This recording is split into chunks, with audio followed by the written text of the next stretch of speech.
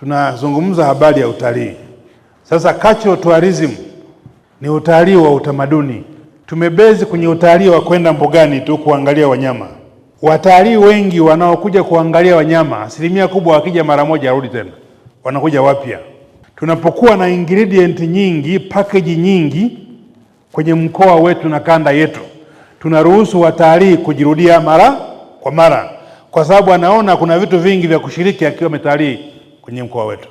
Cultural tourism ni pamoja na utamaduni wa ngoma, chakula tunachokula sisi ni cha utamaduni. Siku hizi hata Umasaini kuna dawa ile Kiroriti, unakunywa dawa baada ya kula nyama. Kuna nguo hizi za Kimasai na za kabila mbalimbali. Kuna mambo ya kimila yale.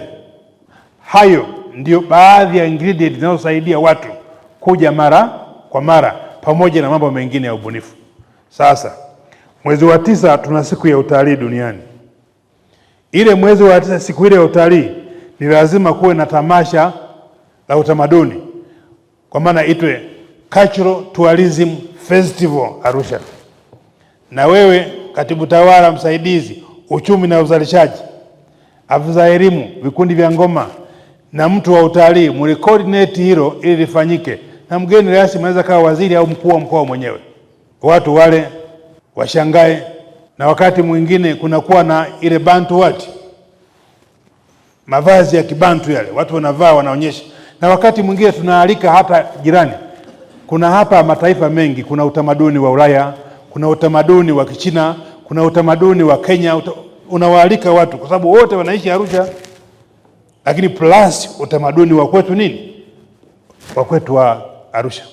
Hiyo ushiriki wao tu inakuza utalii, na wale wanatangaza. Na wakati mwingine mambo kama ya ufadhili, hata hawa TANAPA wanaweza kufadhili kwa sababu wao ni sehemu ya kazi yao ya msingi. Lakini akili hiyo ya kuplan ni lazima iwepo ya mke. Is not a business as usual. No. Tusizoee ule tu gari imefika mpaka Ngorongoro, gari imefika Tarangire, gari imefika Serengeti. Je, wakiwa Arusha, shekeri zinaachwaje Arusha? Mzunguko wa fedha hapa Arusha tunaachaje? Lazima kuwe na mekanizmu ya kuwakamata. Unao maafisa utamaduni, unaye afisa utalii, ili jambo li coordinate isonge mbele.